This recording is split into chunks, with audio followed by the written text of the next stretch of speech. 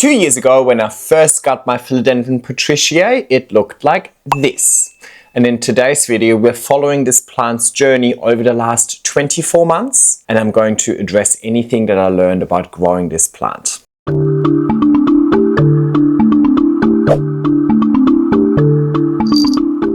Hey everybody, welcome back to my YouTube channel and welcome back to another plant spotlight, a content series where we're looking at one particular plant, we're following the plant's journey, and I'm addressing anything that I learned about this plant. And today's victim is Philodendron patriciae. I think a philodendron that every single plant parent should grow. It has certainly become one of my favorite plants over the last 2 years, and I'm super happy it's in my collection. And it actually all started off as a freebie. I wasn't actually planning on buying this plant. Not because I didn't like it, it was just, I don't know, I definitely was aware of it and was definitely on my radar, but I was just not really actively going out to go ahead and buy it. But 2 years ago, I bought a couple of Monstera cuttings and the seller gave me this teeny tiny tissue culture plant as a little freebie. And I'm so glad he did because, yeah, I really love this plant and I'm so glad to have it in my collection.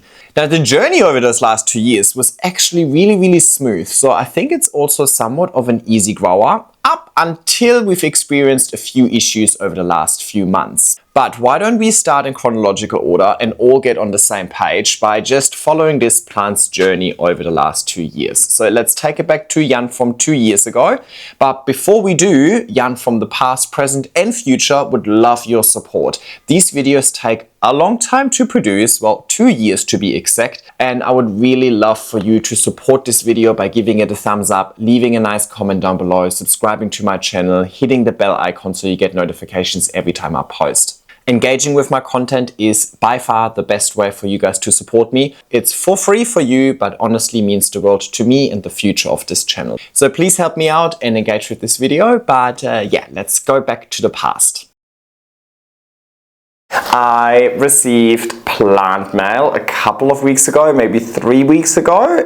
Alrighty, I have received plant mail today. It is a Monstera species Indonesian marble, and I got a little freebie, and that's the little tissue culture patriciae. I've been getting a bunch of these small tissue cultured plants from them recently, and I'm loving them. They're perfect for my IKEA cabinet. I got this little freebie, which is a Philodendron patriciae, and it's growing its first leaf over here. But I'll leave this in its small pot for now. And you know what? I changed my mind. While we're here, might as well pot up the little patriciae as well. I'm not gonna give this a moss pot for now. I think it still has a little bit of growing to do. Alrighty, here we are, and I'll be back once there are some updates to share with you. Right, let's start with this one because I'm really happy with the progress this has made. This is the little patriciae, and you can already see it really starts looking like the patriciae. These kind of long petioles that insert at the very top of the leaf, and then these long elongated leaves, and it's starting to get a little bit of this ribbing maybe. But yeah, really happy with this. Always wanted one, and even better if it is a little freebie. Hello everybody, this is my Philodendron patriciae, and she's still in the same pot. She has grown really nicely, really can't complain about these beautiful leaves, and I'll show you a bit closer. But I was a bit late to the party. I usually like to provide my plants with moss poles as soon as possible, and I really dropped the ball on this one. Not a bad thing. I mean, the plant is still growing nice and large leaves, but I certainly missed out on optimizing the plant's root system, and I think I could have had even better results in those 8 months if I would have given it a moss pole. But better late than never. Today we're going to put this plant on a pole. Let me show you this plant a little bit closer. I really love this leaf texture, and ultimately the potential for this plant to grow at this stage is really all set in the conditions, and I'm growing this in my IKEA cabinet with really great conditions. So I'm not surprised that I'm receiving nice leaves, but I also want to optimize the root system, because the more roots, the better water absorption and nutrient absorption, the faster and healthier and larger the plant can grow. Now see all of these roots over here and here and here and here and here. They could have all grown into a moss pole already and expanded a lot, but instead they've kind of just started drying out because, well, they're not really fully drying out. You can see it over here, for example. They're actually doing quite well. But the reason those roots are doing well is because they're in a high humidity environment in my IKEA cabinet, but they're not contributing to the water and nutrient absorption like the roots in the pot do. Yeah, the roots in the pot, nothing that crazy. Now overall, I can't complain. The plant is doing well. The plant is growing nicely, and look, at this stage my goal isn't really to grow them as fast as possible because I'm running out of space. I'm actually really happy that this plant, I did nothing for this plant for those 8 months, right? It's just been sitting there. Every now and then I water it. I noticed it doesn't mind drying out a little bit anyway, in my opinion, but because it's in the IKEA cabinet, it hardly ever dries out because of the high humidity in there. So I feel like I've done very, very little for this plant in those 8 months, so I really can't complain. But I suppose most of my content online is really about trying to optimize the plant's growth, and I certainly did not optimize this plant's growth because I didn't realize all of the potential that the growing conditions were setting. So let's change that today. I'm going to give this a larger pot, and then I'm also going to put it on a pole. I have chosen to go with a grow vertical pole with the plastic backing, and as always they're linked in the description. That's just because that way I have to do less watering, and it's hanging in my IKEA cabinet anyway. So I don't have to look at the backside, if that makes sense. I'm only going to look at the front. It's going to kind of hang against the wall, right? So I'm not going to see the plastic backing. I mean, while this one has worse aesthetics, the functionality is better. I have to water less or less frequently, so I'm going to go with that. However, this plant is a very, very slow climber. I mean, you've seen, let me bring it closer again. In 8 months, it's only grown this much, or it's only climbed that far, so not very far. And AJ has one too. It's climbing really slowly, so I don't think I need a full pole for this one because I want to put it back into the IKEA cabinet, and in the IKEA cabinet I just don't have enough space. It's not a problem giving it a full pole even if it doesn't need it because, well, it helps with watering, it helps with even creating a humid environment and so on. So I often just put my small plants on full moss poles, but with this one, I reckon this could easily take like 3 years or so to actually climb up the whole pole. I don't know. So I think it's not really needed, and I can always extend it later on. And because it is in my IKEA cabinet with high humidity, I also don't need the additional water retention of a larger pole, if that makes sense, right? The pole will always dry out from the top first. So obviously if I cut it here and then the top is here, then this part will dry out first. Whereas if the plant is, let's say, only reached here and the top starts drying out, I need to water less frequently until the drying out part reaches the plant, if that makes sense, or the part that the plant is on is drying out. Basically, if you're struggling with your poles drying out too quickly, especially the top, then just have more space between the plant and the top. I don't know, I don't think I'm explaining this really well today. Anyway, I hope it still makes sense. So I'm gonna just chop this pole in half. There you go. Now, the annoying thing here is also that now that I have all of these roots there, it's gonna be, I can't really fiddle these in hindsight, so they're kind of in the way. I hope I'm not gonna break them, but we'll find out. Now let's free it from its pot first. Come on. Get out of here. Aerating it a little bit, but not too much, just so it actually fits in this pot. I'm choosing a 14 centimeter pot, and the mix is still fine, so I'm just gonna reuse this as well. It's just that this gap over here wasn't big enough for the plant to fit in, but I don't think it needs a larger pot, and also my IKEA cabinet can't really handle a larger pot. Alrighty, so see what I mean?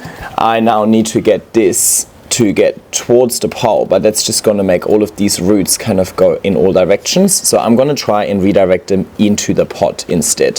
So I take a little piece of wire and I use that to kind of pin the plant to where I want it to go. I want you to go here. And the ones that are still short enough, I'll try and bring towards the pole, right? So for example here, this root I put into the pole, but most of the other roots I'll just put down here. You can see that. I'll just kind of maneuver them in down into the pot. So these roots can now, in hindsight, root into the potting medium or root into the moss pile, but I didn't optimize it because, well, it could have already been doing that for a few months. Fill this in with my chunky airwork mix, and I also put some of my chunky airwork mix at the back over here. Now I'm not going to have roots there, right, because the plastic backing is going to channel all of the roots down. But the reason I put airwork mix here and I compressed this a little bit is that is actually going to help keep the pole in place without me having to cable tie it or anything like that. I'm just going to use a little piece of wire to create a little loop. So this way I don't have to change its position as well. It's going to go straight back into the IKEA cabinet. And yeah, easy peasy. Maybe this was a bit too loopy. Okay. Alright, then I can hang this back in the IKEA cabinet and just hook that in there. Done. Alright, easy peasy. I'm going to give this water and I'm going to put it back into the IKEA cabinet, and I'm going to see you when there's some updates to share with you. So, see you soon. And we are back. It's been 3 months that I gave this plant a pole, and we're just a month out from its final 12-month update. So let's have a really sneaky look. In the last update, I believe this was the latest leaf. Since then, it has grown this leaf over here, which is by far its nicest leaf. You can really see that nice rippled texture and the beautiful sheen. So very, very happy with this leaf. This leaf actually comes out on the back of the pole. I hope you can see that.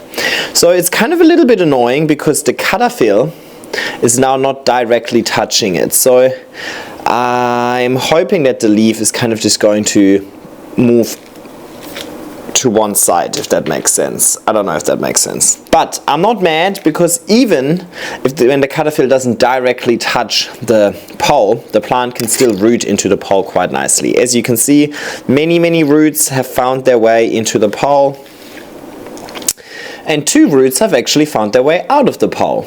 I can see some root growth here as well, but overall this pot is very filthy. Actually, you can't really see much anymore, but yeah, that's okay. There's definitely some roots here. Now, it's not my preference for roots to grow out, right? Ideally, I would like them to grow throughout the pole and into the pot and expand. As soon as they grow out here and they touch the air, they will dry out. Now this is in my IKEA cabinet and the humidity is really high. Even in there, the root won't grow as if it's growing in a medium, right? So it is unfortunate. I could of course extend it and give the root more room to grow. But if I extend this with a full pole, these 2 roots will probably reach the top of the extended pole within just 1 month. I reckon they would grow really fast. So I could also chop them here and hope that the root will kind of like branch out and build secondary roots. But even without me chopping it, these roots should eventually start focusing on secondary roots, so little roots coming off the main root. So while I'm not optimizing root mass via the top, these 2 roots are still optimizing the root mass of this plant overall. So still rather have 2 roots sticking out the top than having no roots sticking out the top. But yes, I've noticed this happen to a bunch of plants, the Billy, the Atabapoense, this one. And I think the purpose of these roots in nature would be to actually like cling onto the tree and like, you know, anchor the plant onto the tree, not so much roots being sent down into the ground for water purposes. Anyway. You can see that there is a cutter fill over here, so I'm hoping that this leaf is just gonna unfurl before my 12-month journey is over, just so I can add 1 more leaf to the collection. But so far, I'm really impressed with this plant. I mean, it started off as the tiniest plant. I really like this plant, and I know if you watch my Inspired by SPG video, Jason, the one that shoots the lights out with all of his bloody plants, he just posted a photo of his patriciae with 1 meter long leaves, and bloody hell, that's a sexy plant. So now that it got a little bit more room for roots and so on, I really hope it's gonna start exploding as we're heading back into spring and summer. Let's give this plant another month and a half, 5-6 weeks-ish, until the full 12 months are over, and Jan from the future is going to check in with you and is going to give you the final updates on this plant. Alrighty, thank you so much, Jan from the past, and here we are. So this is the latest leaf that has unfurled over the last month, and it is definitely the biggest leaf so far by quite a bit, right? I mean, hang on, which one? This one was the one previous to that, so we are definitely seeing a significant increase in leaf size, and this leaf is still hardening off, so it's probably going to get a little bit bigger still. And let me bring you a bit closer as well. Over here you can see that this newest node has definitely also grown a root into the pole, and in general you can see lots and lots of roots that have found their way into the pole. I can see some roots here. The pot in itself is a little bit filthy and seems to have a bit of algae buildup from being in the IKEA cabinet. So to be honest, I can't see all too much root system within the pot, but ultimately I can see quite a bunch of roots going into the pole. And I can see 1, 2, actually third one here and a fourth one here. So I can see 4 roots that have reached the top of the pole over here. So I'm assuming, and you can see some roots pushing up against the backing, I think. So overall, I'm assuming that there's lots and lots of roots within the pole.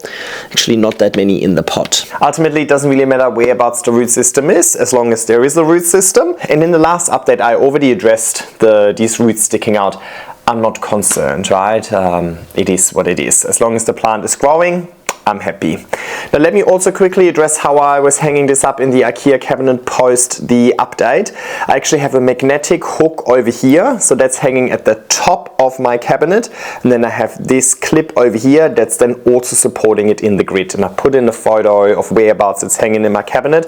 So because it's a bit heavier with the thicker pole and the pot, I have basically 2 hooks to support it, one from the top and one from the back on the grid over here, and well, seems to be stable enough for it at this stage. You can also see that the moss pole is very, very dark green. That's just algae buildup. Algae buildup in itself is not a bad thing. If anything, for me personally, it's a sign that I'm actually doing the right thing. Algae thrives when there is moisture, light and nutrients, and that's exactly what our plants want as well. They want moisture, they want light, and they want nutrients. I'm not concerned about this little bit of algae buildup. I think it actually is aesthetically pleasing, and no, there's not enough algae for the algae to now start competing with my plant to the extent that the plant would suffer as a result of the algae being there. So I'm not concerned. I think I would definitely start, concerned is the wrong word, but I would start changing what I do once I see the algae kind of becoming really slimy, and or once I start seeing mold. I've had a little bit of mold on this moss pole actually, because it's in the top right corner of my cabinet where I would get the least airflow, and yep, I mean, in that statement I basically already told you the reason and the fix. It's an airflow related issue where you have a high humidity environment and you keep the pole moist. You really need to ensure that there's airflow. I just started airing out the cabinet a little more frequently to get fresh air in there and create a little bit of additional airflow, and that also solved the problem. To keep this pole moist, I'm actually doing very little because it's in the IKEA cabinet, and the IKEA cabinet has really high humidity. It's always 90% plus. I don't really have to water this all too frequently, especially because it's also plastic backed, so in itself it retains moisture quite well. The environment in itself is so high humidity that the environment wouldn't really extract any water from the pole, so it's really just the water that the plant requires, and there isn't that much plant. So I can get away watering this every 2 weeks, to be honest, especially given that we've just been through the cooler season as well. In summer, when it gets a bit warmer, it will also get warmer in the cabinet. And then I'll probably have to water more frequently because the plant is actually also growing more actively, and growing obviously requires more water. Also, as soon as the plant gets larger, has more leaves, then it will also start using more water and so on. But at this stage, it's a very, very low fuss setup. Talking about low fuss, I also haven't had any pest issues with this plant over the course of the 12 months, so that is also a positive, and I actually have had thrips inside the cabinet. So other plants, I think my Milano, my Samantharium, I never know that name, they both actually had thrips. So one would think that, oh, in such a small closed environment, wouldn't the thrips then take over everything? But looks like this plant might have just not been yummy enough for the thrips to care. I'm not complaining. I personally have had really good experiences with pests in this plant, and I'm not super on top of my proactive approach here, right? Normally my approach to pest treatment is being as proactive as possible, giving my plants regular showers just to keep the leaves tidy and neat and clean. But as I say, I haven't really been doing that much either. I just really have it in that cabinet and let it do its own thing. So from my experience, the care approach for this plant is very low effort, but I am providing it with really, really good tropical conditions, right? And it comes back to my conversation about conditions versus care. Conditions set the potential, and then care realizes that potential. The conditions in the IKEA cabinet seem to be setting really good conditions for this plant to size up and mature and be happy, but I don't really have to do much to realize that potential. Now, I haven't experienced how this plant would grow in more ambient conditions. Well, I've talked about conditions. So number one was the really high humidity environment. The temperatures in the IKEA cabinet never really drop below 20 degrees. That's because the light produces some heat. So even that when the room around the cabinet is going down to like 16, 17 during the peak of winter, I mean, I heat my house for my own sake, so the plants get to take advantage of that as well. But the IKEA cabinet seems to be consistently 2 to 3 degrees warmer due to the heat produced by the grow lights. The two grow lights in there are two Soltec Groves, and I've got a full playlist actually on my IKEA cabinet setup and the lights that are tested. So check out my playlists if you would like to learn a little bit more about my IKEA cabinet setup. Now this one specifically gets just light from one of my grow lights. I have one situated at the top and I've got one on the door. This one would only really get light from the one at the top because it's at the very top of the cabinet. So it would actually get quite a lot of light, and it seems to really enjoy that. And I suppose the short internodal spacing in which it's growing and the continuous leaf increase tells me that I'm doing the right thing. Now let's talk about the short internodal spacing. So it has climbed this much in 1 year, which makes this a great candidate for somebody who wants to have a low touch plant when it comes to upgrading moss poles, chopping and extending, and so on, right? Like this plant can stay on this moss pole for quite a long time. I reckon this time next year it still wouldn't have reached the top of the pole, but time will tell. I also really enjoy the idea of giving this a pole, even though it doesn't necessarily need a pole because it doesn't climb that fast. So you don't really need to give it a pole, right? You could also just give this a larger pot to facilitate a larger area for the root system. But I really enjoy how the pole creates that neat display side on one side, right? All of the leaves are facing one way because, well, the pole is the other way. This leaf over here, for example, and I showed you that in the last update, it's kind of towards the back of the patio, or like it's actually facing the pole, but because of the pole this leaf has squeezed in behind the stem and is now also facing forward, right? The stem still found its way into the pole, rooting into it, so that's all good. But if it wasn't for the pole, this leaf would be here.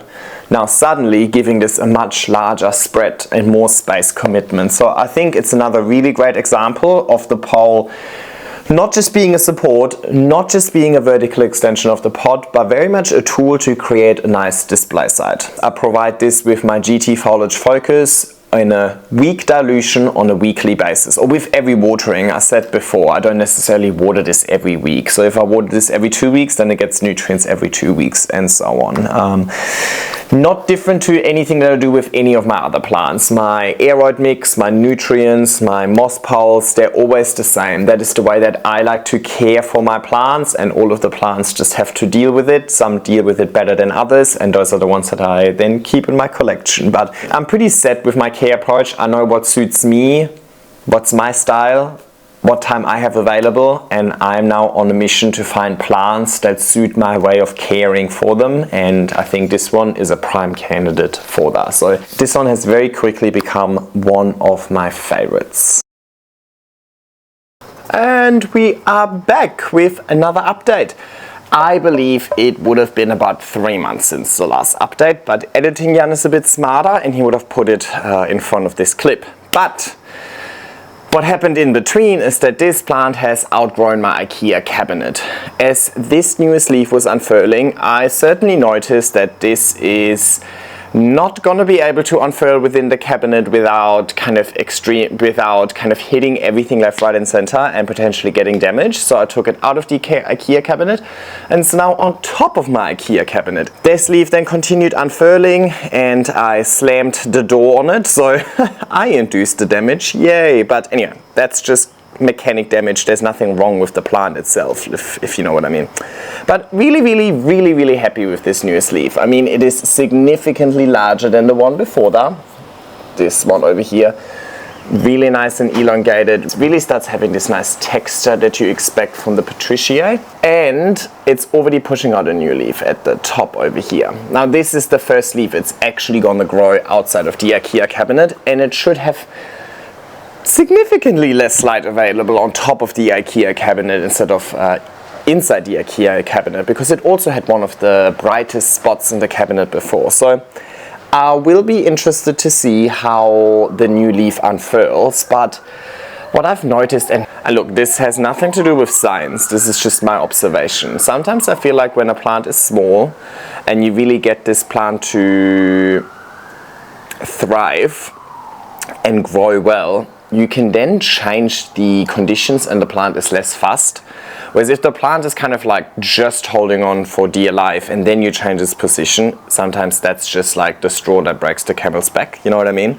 So because I know this plant is super healthy and strong, I don't think it actually will worry about the decrease in light. But we will find out. So far it's looking really nice. It's looking pretty big, but yeah, I think if we stay patient, it takes a while for these leaves to unfurl. I reckon if we stay patient for another month or so, we'll see how the changes in conditions have served this plant. But on top of the IKEA cabinet, I have so much more room, not in height, but just for it to spread. So I think that will be a good place for it to live for the foreseeable future. Quick update to show you that we are definitely on track to growing a really nice plant over here, and I'm excited to keep showing you updates over the course of the second year.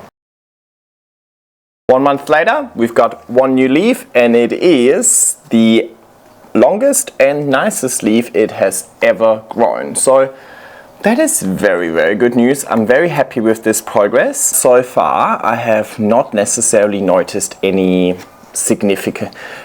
shock. So that's really good. Now we are still in the best part of the year, right? It is the middle of January at the moment. It is summer, it is warm, it is humid. So it is probably a good time to transition it from the IKEA cabinet into my ambient conditions.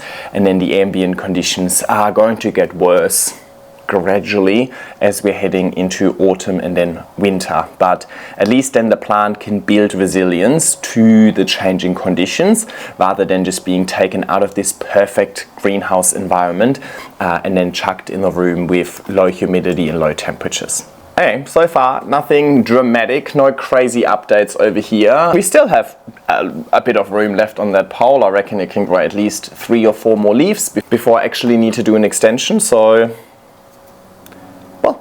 let's do that.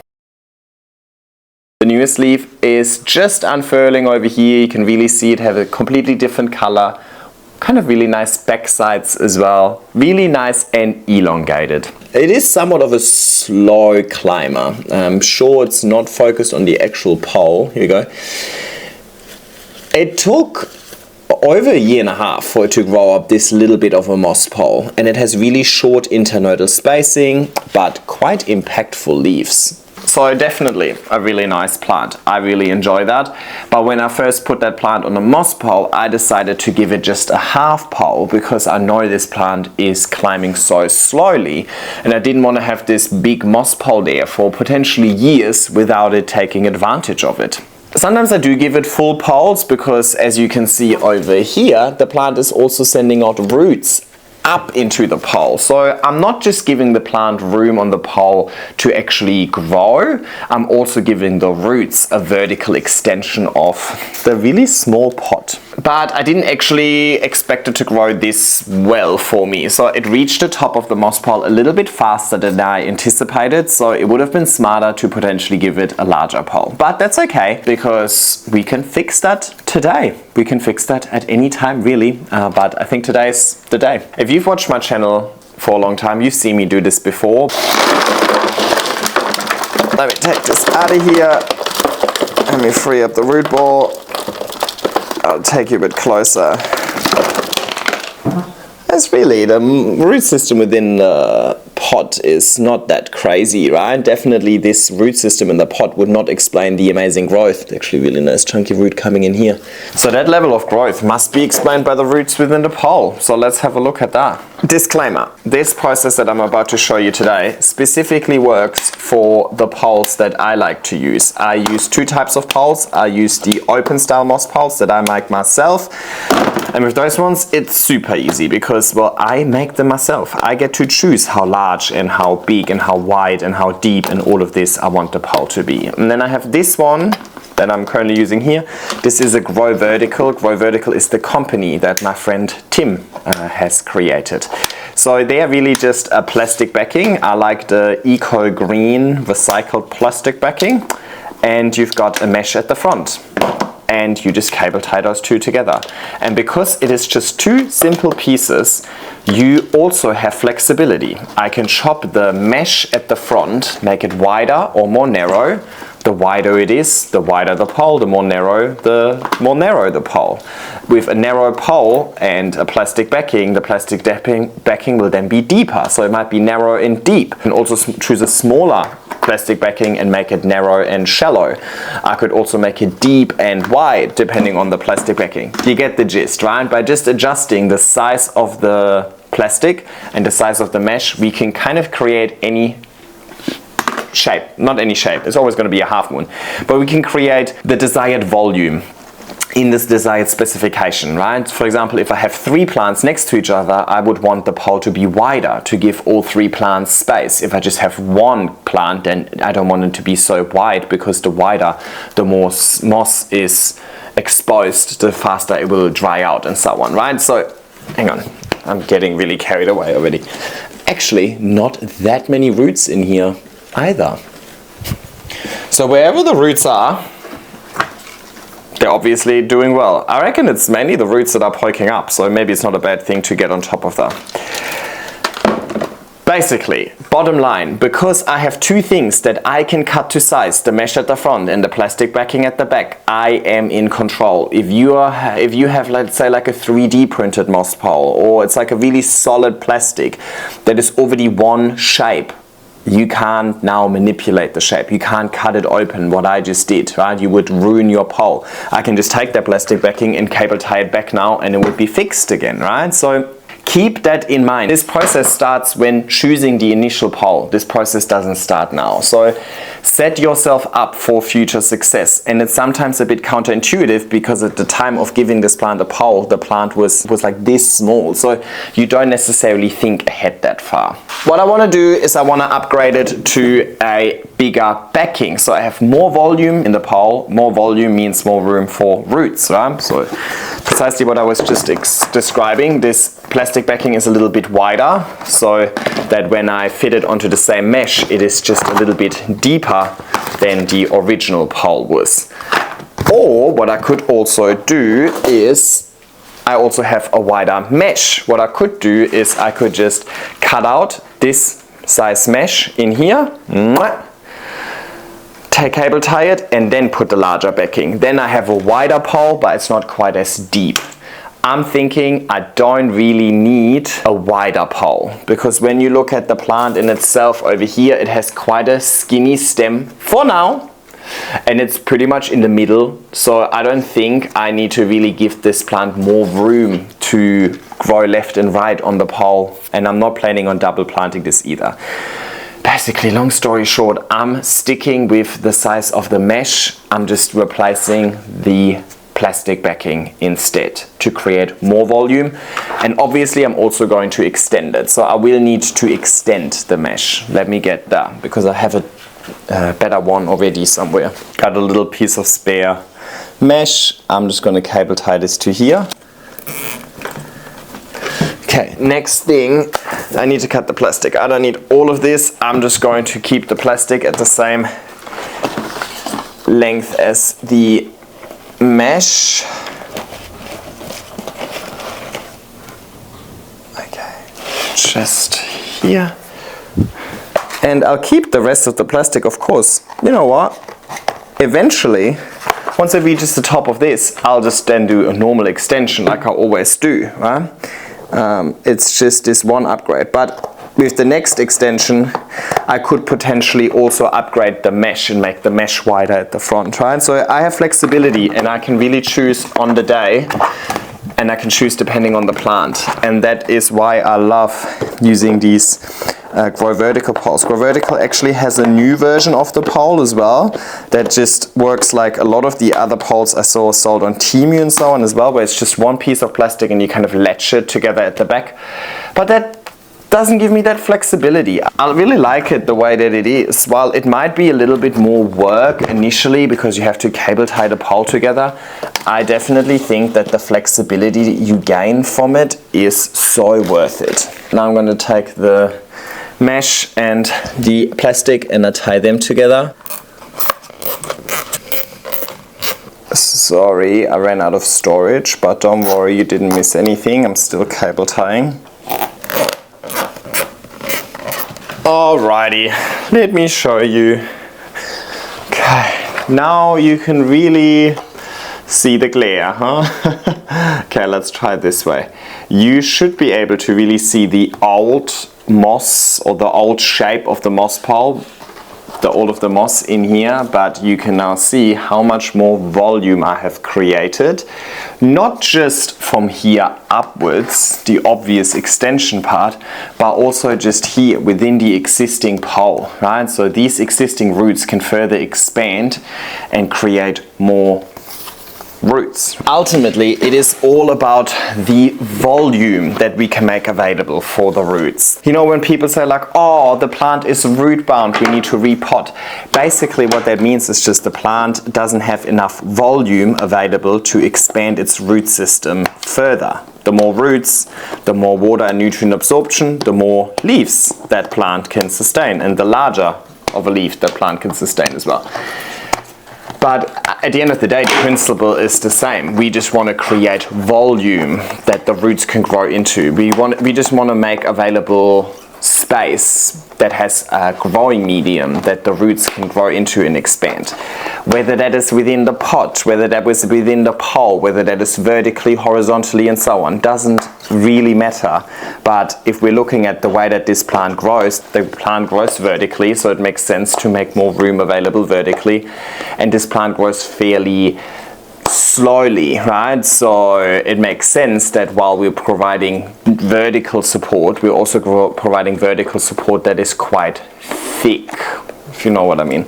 Let's compare that to Philodendron verrucosum, for example. A Philodendron verrucosum would grow up this moss pole probably within 4 nodes, 4 leaves, 5 leaves maybe, right? Depending on if it's currently happy or not. Let's say maximum 6, right? Maximum 6 nodes would make contact with this moss pole by the time the plant has outgrown the moss pole. So in that instance, it makes sense to give it vertical support because the plant grows vertically so fast with really large internodal spacing, but it wouldn't make sense to give each node a whole lot of volume because each node first of all has a disappointing root system anyway, but each node has a lot of space available vertically. Whereas over here, within just this little amount of space, we've got 1, 2, 3, 4, 5, 6, 7, 8, 9, 10, 11. 11 leaves, 11 nodes, 11 root systems. So it makes sense to give these 11 root systems a little bit more space horizontally while also giving it more vertical space. Anyway, I reckon I have made myself clear. I hope. All right, let's look at this. I just cut off the cable ties and turned them all inside out so that they're not hurting my plant. Now, before I pot it up, I want to fill it with a little bit more moss. It's gonna get annoying and messy. Just fill in that gap down here. As always when I fill my poles, I want it to be somewhat dense enough so it holds moisture. If I just flake in the moss, it can't retain much moisture, which means I'm just going to be real busy watering this all the time. If I make it too dense, then it's not enough aeration. Roots also love aeration, so I'm aiming for like something in between. The rest we fill when it's in the pot so that I don't have to hold on to it like this the whole bloody time. So it's time to pot it up. Now I'm going to give it a larger pot as well. The previous one was 14 centimeters, but it was very, the 14 centimeter pot would now just hold the pole pretty much, and it would just fall over. It doesn't need the larger pole. It doesn't need the larger pot because it has so many roots down there. Quite the opposite actually. But I'm giving it a larger pot for stability purposes. I'm filling the bottom part of the pole that's in the pot with aeroid mix because, well, that's what it's going to be. Flip it upside down.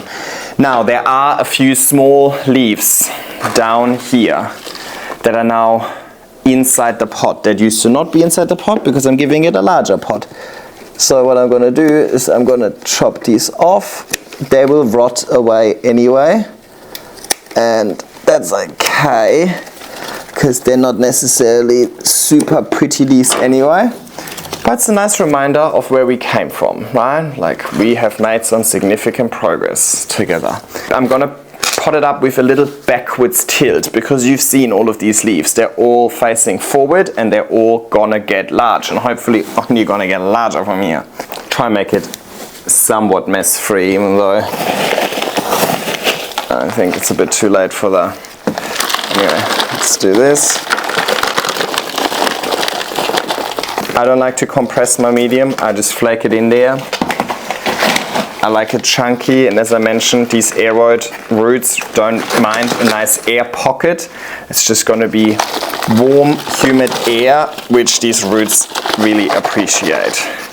However, towards the back where the pole is with the plastic backing, there's not going to be any root growth there anyway because there's the plastic backing.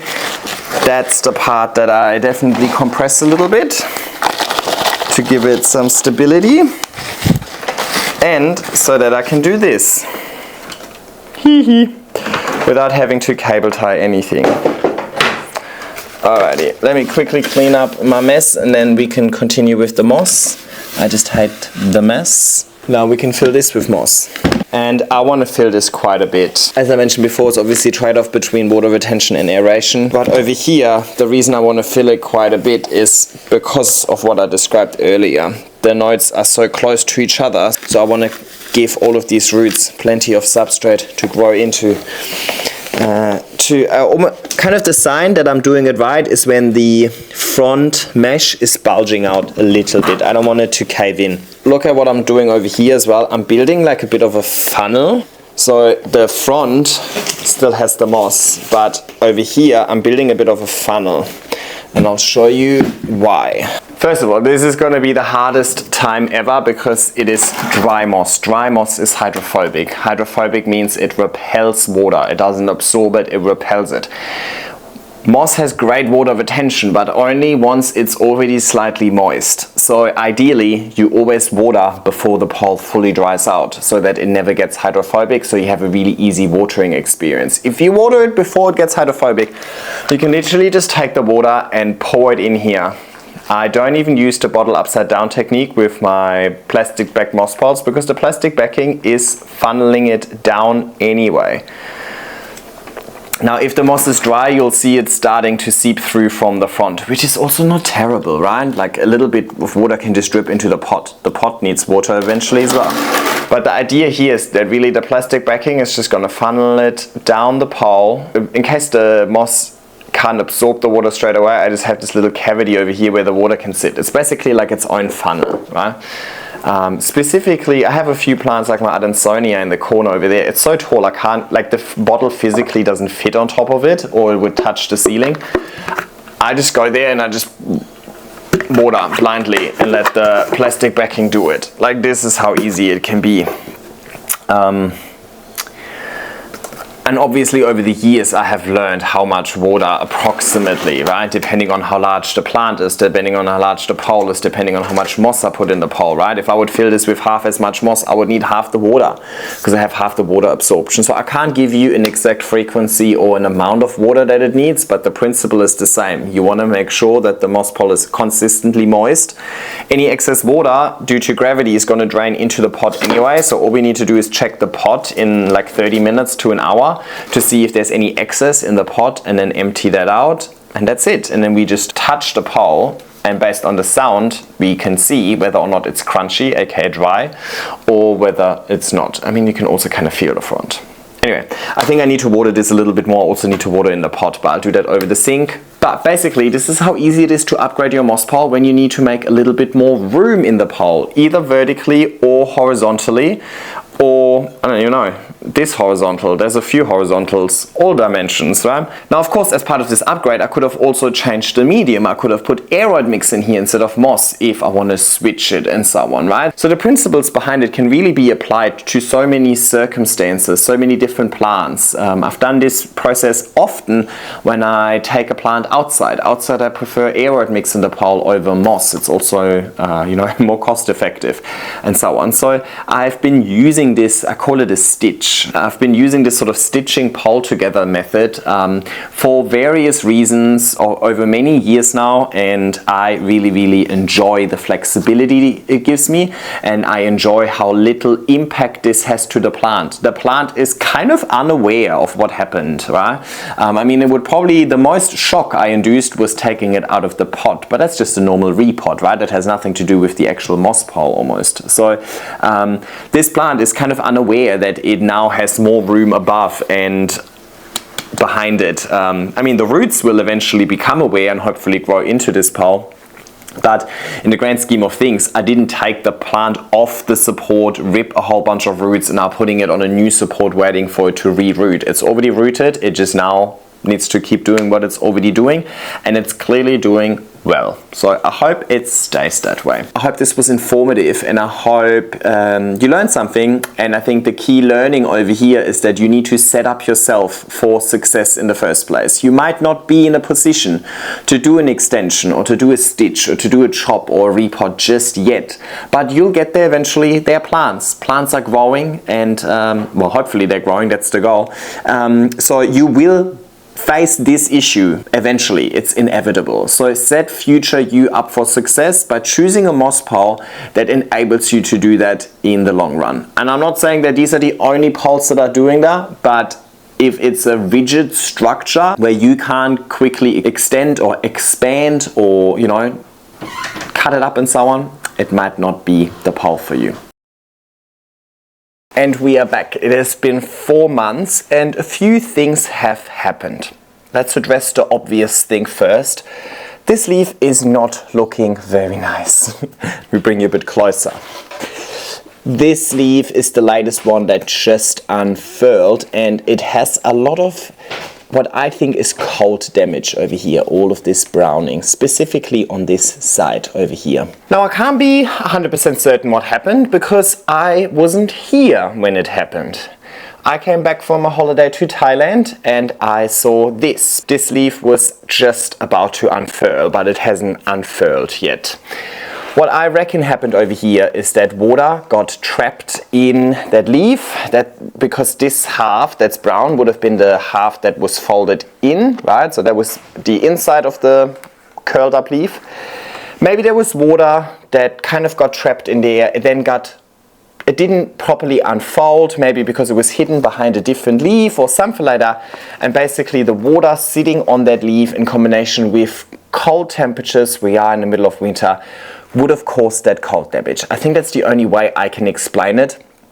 And I think it's something that I could have definitely prevented. If I would have been here, I could have just freed that leaf. I think it must have been stuck somewhere in between here. I could have freed that leaf and then airflow would have dried it off and it wouldn't have caused that sort of damage. But so be it. Things happen, right? I would love to cut it off though. I don't like being reminded of failure, but it might also look ridiculous when I chop it off. Let's find out. Yeah, looks terrible still, but you know, so be it. Anyway, I don't think there's anything fundamentally wrong with the position of the plant or the way that I grow the plant, or like, I don't think it's anything sinister. I think it would have just been a one-off thing, and like, you know, hopefully with the next leaf we'll get a beautiful one again and then I'll forget about all of the drama. That wouldn't be the only leaf though. I do think these two leaves are also new since the pot and the extension. And they're obviously really, really beautiful. So overall, can't complain. Keep in mind, we are in the coldest season of the year at the moment, so I'm not expecting amazing growth. But we have certainly seen lots and lots of root growth. Let's hope there's not too much glare. So many roots everywhere over here. They are kind of a very similar shade to the moss. You can see 3 or 4 roots actually sticking at the top over here. Now, as they make contact with the air, they just dry out. But that's okay. The idea here is that they start branching out and creating secondary roots, create a large root system all throughout the pole over here. That thing drying out at the top is not a concern at all. Now let's have a look at the pot. Nothing. No roots in the pot. But I'm not mad. Just comes to show that really the moss pole is a vertical extension of the root system, and the plant usually likes to focus on the newest nodes, right? It sends growth hormones into the newest nodes, which means that really good root health or really good root growth is more likely from older nodes. Hence, I'm seeing more roots in the moss pole than in the pot. The only thing that I've noticed is that it started growing with much larger internodal spacing. Sometimes large internodal spacing is a result of insufficient light, so the plant grows leggier to reach light faster, but I haven't changed the light for this one. I don't think it's a light-induced thing because the leaf size is still increasing, and so I think it is actually just the way that it grows once it senses a proper support. So I noticed that with the Atabapoense, for example, as well. It was growing really short with really short internodal spacing, but as soon as it's climbing up the moss pole, it actually started growing with much larger internodal spacing. Look, it's still not a huge internal space, not like a very coisum or whatever, but just something I wanted to point out. See if that continues like that or not, and so on. But yeah, I wasn't actually expecting it to get that far on its moss pole that quickly. But it's not a bad thing because these leaves are getting really long, right? So eventually they'll just start hanging on the floor. Anyway, not all too much more to update you on. I suppose we'll probably see each other in spring sometime. See you then.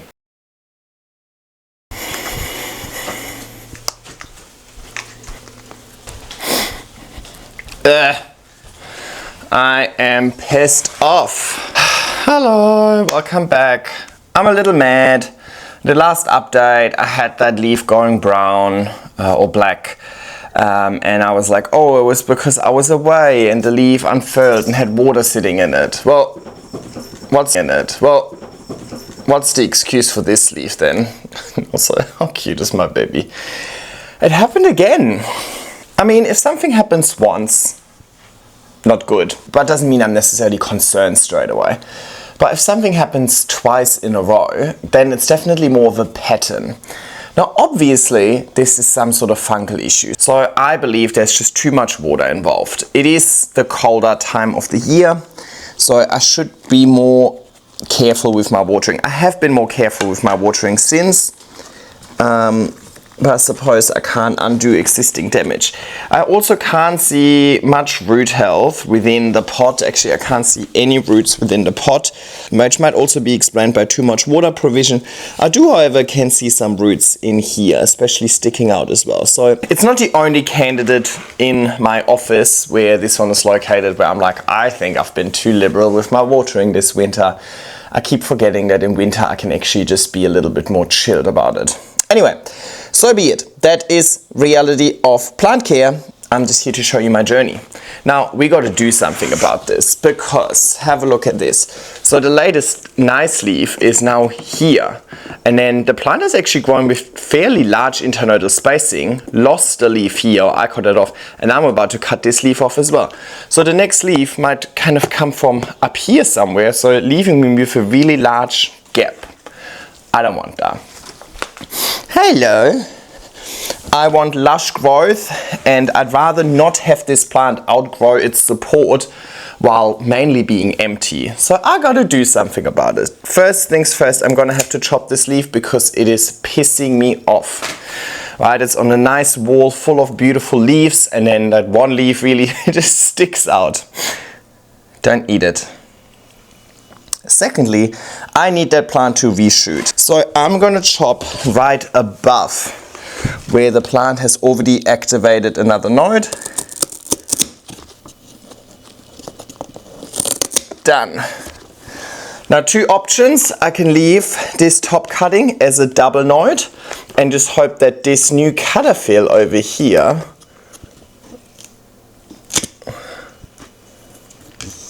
there's a cutter fill over here. And I can just hope that this cutter fill is gonna still develop. It's probably gonna be a bit challenged now that I cut majority of the root system and all of the leaves that support it off. But I think I have better chances leaving it as a double node cutting over here. So it has this root system and this root system instead of cutting it again. I would then have potentially two cuttings, so I could double how much I propagate this plant. But I feel like I would have a much lower success rate. So I'm gonna keep it at that, but the main growth I'm aiming for is really for the bottom part to now reshoot and then give me new leaves, which is a little bit sad because we had such a great progression, but I suppose that is a common thing with winter. I actually do that quite frequently. I mean, in this instance, the leaves were badly bruised and cosmetically damaged, but sometimes I do that even if the leaves are just a little bit smaller due to winter. I just kind of cut the winter growth off and let it reshoot to also buy myself time and not having to do extensions all too many times, especially if the leaves that grew weren't really worth the effort of going through an extension. So this is something that I often do on the back of winter, especially if a plant has significantly suffered through winter, has shown significant setbacks due to winter and so on, and that's okay. Growing plants is not a linear trajectory, but it's definitely going to set back our progress a little bit. So let's see how this plant is going to behave on the back of this, and I will just try my very best to not water this plant so much and see if that might make a difference. Anyway, quick update from me. I'll see you soon. Beautiful, and here we are. Like, obviously not much has happened over the last month. It has still been a winter month. We are only now coming back out of winter, and I'm hoping that spring comes with more new growth. Since chopping the plant in the last video, you can see that this node over here has certainly activated a little bit more and is starting to push out. It looks like it might have also activated this one over here a little bit at least. And over here, the third node from where I cut, where my finger is here, also seems to be pushing out a little bit. Nothing unusual. Happens quite frequently that a plant might activate multiple growth points. That doesn't mean that all growth points will eventuate. Most likely the top node, that's where the plant sends the growth hormones into, will shoot the lights out, pun intended. And most likely the plant will then kind of abort the other two and put all of its energy into the top one. Maybe it's going to split its energy across two. Very unlikely for it to actually properly develop all three shoots. If I would want the plant to activate all three, I could cut the plant further. I don't want that though. I would rather have the plant put all of its energy into one growth point and produce nice and large leaves again, rather than having 3 shoots with smaller leaves, right? So see how we go. I'm just gonna let the plant do its thing, you know, but from my 5-6 years of growing plants and being very liberal with my chopping, that's kind of the experience that I've had. Now the top cutting over here, I haven't really seen anything. I think maybe this little internodal spacing has grown a little bit. I do think it is growing a little bit, but I'm not sure if it's actually going to develop this leaf or whether it's going to abort the cutter fill. It's almost like bad timing for our 2-year anniversary. Would have been nice to have that included in the video as well, but I suppose we just have to come back for year 3 then to see what this plant does in year 3. Or maybe I'll do a half-year update halfway through. Now let's quickly also look at the roots. Also not much development on that front, but that's not a problem because the roots were nice and healthy. It is hard to see because they are kind of the same color as the moss, but there's definitely lots and lots of roots throughout the pole. Still some sticking out, you know, again, not surprised. And I still can't really see any root growth within the pot. Actually, I can see one tiny root down there. Now, just because I can't see that many roots doesn't mean that there aren't any roots. The plant would have a hard time holding on to these beautiful large leaves if it wouldn't have a healthy root system available. I'm definitely not concerned, but I'm super excited for the next couple of months to really see the plant reshooting and hopefully growing some nice leaves again, because it's been a long time since the plant has actually unfurled a nice healthy leaf for me.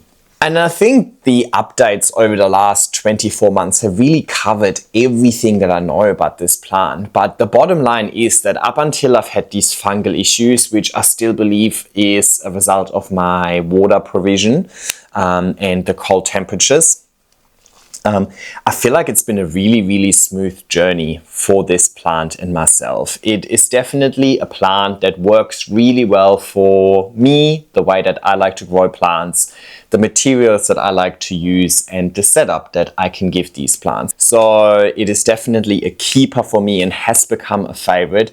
And if you are having great success with other plants on moss poles like Adansonias, Monsteras, Velvet Philos, and so on, I feel like you would have an absolute blast with a plant like this. It, from my experience, has been a really easy grower. It's more that I've done too much for this plant. The plant would have probably preferred me to be a little bit more hands-off, especially in the watering department. So it's definitely a plant I highly recommend. And the other thing is, I think it is very different to a lot of these other plants that I grow. It's giving Spiritus Sancti vibes. It's giving maybe Atabapoense vibes a little bit as well. I mean, imagine we would have these other 2 leaves still here. It would still not be a huge space commitment for a plant that is now 2 years old. It's still quite compact. The pot, the pole, the whole setup is nothing compared to, you know, what like my Philodendron glorious grew into within 2 years, where suddenly it needed its own room, you know. So I think for somebody who doesn't have a lot of space available but wants some really interesting, somewhat unique plants with cool features like these elongated leaves with the ruffles, you know, I think this makes such a great plant. It's also a great plant to have on like a shelf and then have it hanging down. I think it's just such a cool plant, and I hope that this 2-year journey has encouraged you to maybe also find a patriciae and add it to your collection, and hopefully this video also helped you grow it successfully.